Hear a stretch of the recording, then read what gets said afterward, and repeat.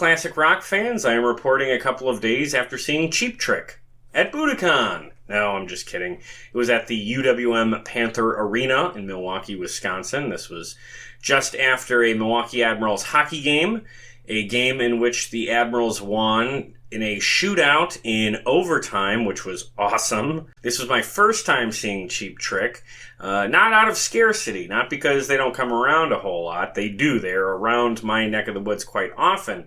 I just haven't seen them up until now because, quite frankly, I'm at best a casual fan of Cheap Trick. I'm not a diehard. I mean, I like their big hits.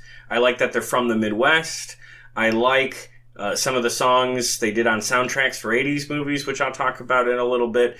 But I can't say I've really explored their catalog to any serious degree. So if you are a diehard Cheap Trick fan, please keep that in mind, because some of the things I say in this video aren't going to be totally complimentary. So if you are a diehard fan, just please take my perspective with a grain of salt. Now, don't worry, I'm not going to bash Cheap Trick in this, but I do have a couple of minor criticisms about the show, and we'll talk about those as we go. I would say overall, I enjoyed the experience. I'm glad I finally have seen Cheap Trick. Right off the bat, the most important part, the band sounded good.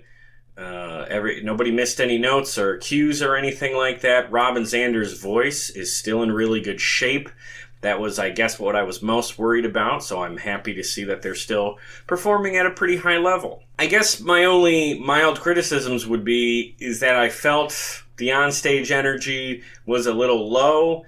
I don't want to say that they were just going through the motions, but I guess the show just lacked a little bit of excitement. Not a whole lot of talking between songs.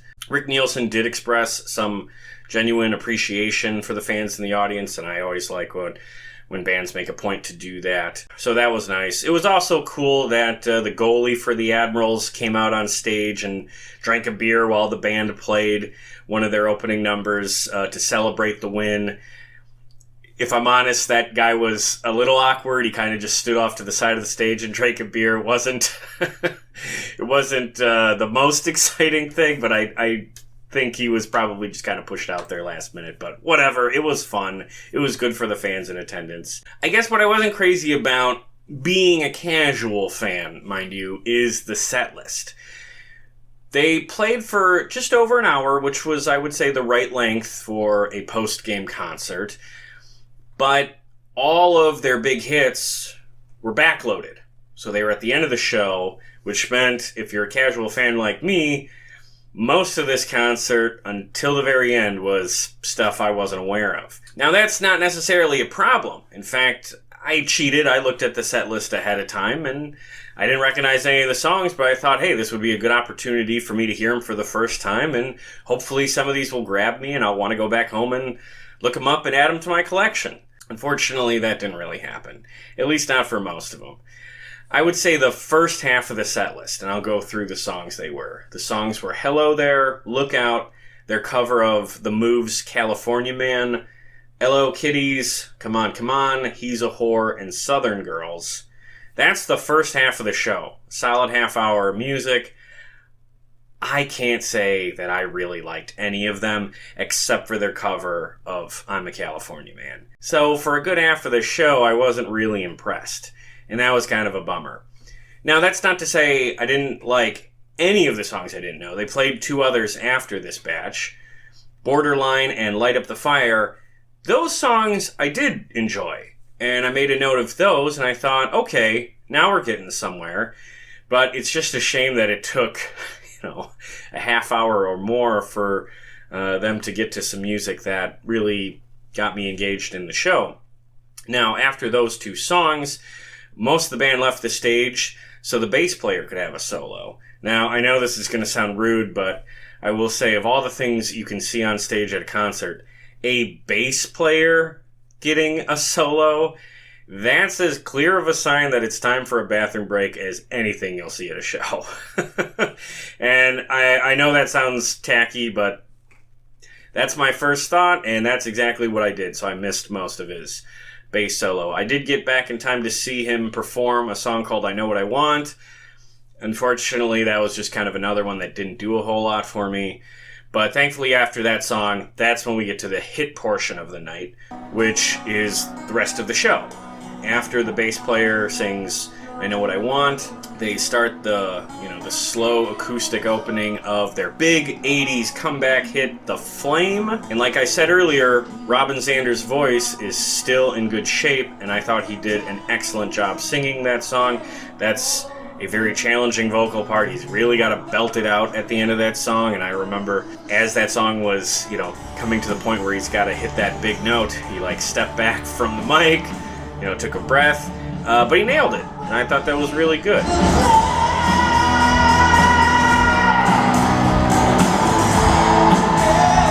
Now on a side note, let's talk about The Flame for a second.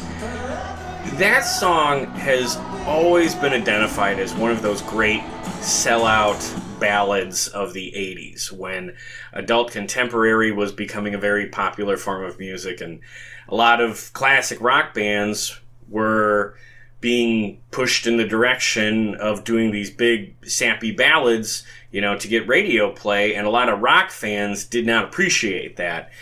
And this is a really good example because The Flame doesn't exactly sound like what you would call classic Cheap Trick.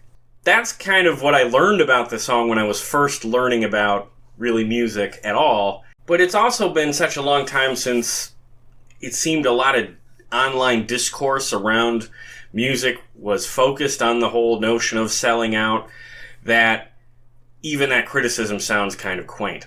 I don't really see the problem with ballads like those. Is The Flame my favorite Cheap Trick song? No. But it's a fine song. There's no shortage of 80s ballads. If you like songs like that, this is a really good example of one. That was a song that I only ever heard referred to in negative terms. So I hope we're past all that now. I think that sort of stuff is so far in the rearview mirror of music history that it doesn't reflect poorly on the band anymore, and I hope those guys have come to peace with it. I've read a little bit about The Flame, and I know that the guys in the band were all very conflicted about recording it, and I hope that they're not ashamed of that song. I hope they're not performing it begrudgingly like Styx is currently doing with Mr. Roboto. I hope they embrace it, because it's a part of their catalog and their legacy. Alright, after The Flame, they of course did their biggest hit, I Want You to Want Me, and that was the part of the show where finally I saw some people getting out of their seats and dancing a little bit. Now granted, this was a pretty old crowd, and that's typically the case for bands from this era, but there were some young people in the audience, and this was the track that got them on their feet. I saw some kids dancing to this, and that was cool. So there was still some enthusiasm going on for that. And after that, you get to the closing number of the set, Dream Police, which is one of my favorites of Cheap Trick. Such a bizarre song, but in a good way. So I liked that. And then, I don't know if they were running short on time or what, but their encore break was super short. They just kind of stepped off stage, and then almost immediately they were right back on to do Surrender, which is another big radio hit, and then their traditional closing number, which is a track called Goodnight. So the back third of the show was awesome, because that's where all the good stuff was loaded. But I'm not a big fan of doing that. I don't like when bands backload all of their hits to the end of the show. Obviously, you have to save a couple of big numbers to close out the night, but to save all of the radio stuff for the end, I'm not crazy about that. In fact, for just a mother of a pun right here, I'm going to say I think that's a cheap trick, a lousy way to get your audience to stick around through the whole show. You shouldn't have to leverage your best songs to keep the whole audience to stick around. So again, going back to my disclaimer, I'm a casual fan of Cheap Trick, but emphasis on fan, which means I have some fan opinions, including my stupid little set list notes, how I would have done the show, how I think they could have improved their set list to make for a better concert. This, of course, is something that all fans have anytime they see a concert, and it's ultimately meaningless and not a very serious criticism, so please don't take it as such. This would be a point where if you disagree with me, please post your thoughts in the comments below nicely and tell me if I'm wrong or what changes you might have made, that kind of thing. So to be clear, I'm going to suggest some songs that I think would have made for a better show, but this is not a serious criticism of the concert itself. So let me be clear on that. There are 3 songs I think they could have added to this set list that would have made for a better concert. And I'm not suggesting they extend the show either. I'm saying that these 3 songs could have replaced any of the first 7 songs in the set. In fact, they could have cut 6 of those 7 and replaced them with these 3, and I still would have given the show a better review. First, the theme song for That 70s Show. That 70s Show was set in Wisconsin. In the intro credits for That 70s Show, Kelso shouts, "Hello, Wisconsin." I guarantee you the Milwaukee crowd would have been super excited to hear Cheap Trick play that song and give a little nod to the fictional Point Place, Wisconsin in That 70s Show. You would have had a lot of people in that crowd shout out "Hello, Wisconsin" along with them if they added that to the set list. And I know they perform that song from time to time, so I was surprised that that was not part of the set list. I don't know if that's an intentional effort to distance themselves from that show, because that show's really had some bad press in recent years, all of it stemming from the Danny Masterson criminal case, which I'm not going to talk about, but I guess I would understand that, but if that's the case, what an insane ripple effect. So I'm hoping that's not the case, and I hope next time they play Wisconsin, they consider re-adding that to the set list. Okay, next song. Hey, you know what was a big movie a couple years ago? Top Gun Maverick. And you know who did a soundtrack song for the first Top Gun movie? Cheap Trick. It's called Mighty Wings.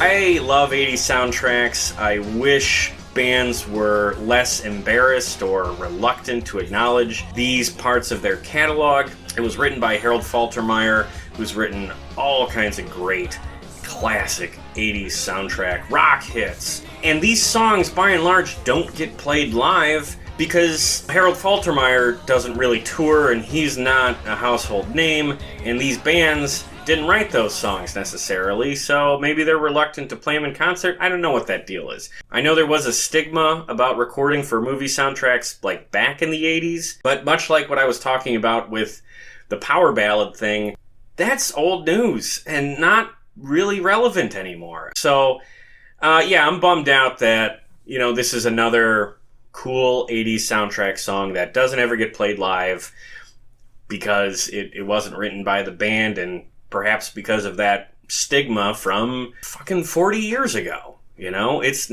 one would think less of them if they played it now. In fact, I think you'd get a lot of fans who like 80s movies and maybe found the band because of Top Gun and because of how popular that movie is. They might have found Cheap Trick because of that movie and would really like to hear that song performed in concert. So, I don't know. I think that's worth considering. And then the third song I would add is from another 80s movie, their track Reach Out from the heavy metal animated movie from 1981. Reach out and take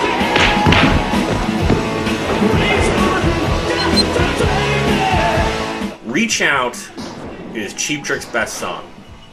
Full stop. That's my hot take. I know a bunch of you are gonna, blow a fuse at that, but I don't care. That is my absolute favorite Cheap Trick song. It is one of the best songs on one of the best movie soundtracks of all time. I stand by that. I don't know why they don't play that song anymore. It bums me out that they don't, because, like I said, I think that's their best song. Or at least it's my favorite. So, those are my thoughts. Yeah, you could have swapped out any of those first 7 songs, and I'm not saying that's right for every concert Cheap Trick plays either. I'm saying that for this show because a lot of the fans in attendance of this show were Milwaukee Admiral fans who were just sticking around for the free concert. This wasn't like Cheap Trick playing our local theater and only the diehard fans coming out. There were a lot of casual fans here, perhaps new listeners, perhaps new fans. So my thought is that's a good opportunity to play more accessible songs, more recognizable songs from the catalog. Those are just my thoughts on it, but I know that is also something that no one is really asking me for my thoughts on. So I guess I'll just leave it at that. Overall, I enjoyed the show. I'm glad I got to see Cheap Trick. I'm glad I got them off my list. But I do wish I took an opportunity to see them earlier. I've had many chances over the past 15 years. At this point, pretty much every classic rock artist is at or beyond the age of retirement. And as someone who reviews concerts, I'm having a hard time ignoring the fact that age is really starting to catch up with these folks. And I don't want to be mean about it. I'm not going to put a spotlight on stuff like this, but enthusiasm is a big part of the enjoyability of a rock show. But if the enthusiasm is lacking on stage, it's really hard for the audience to make up for that.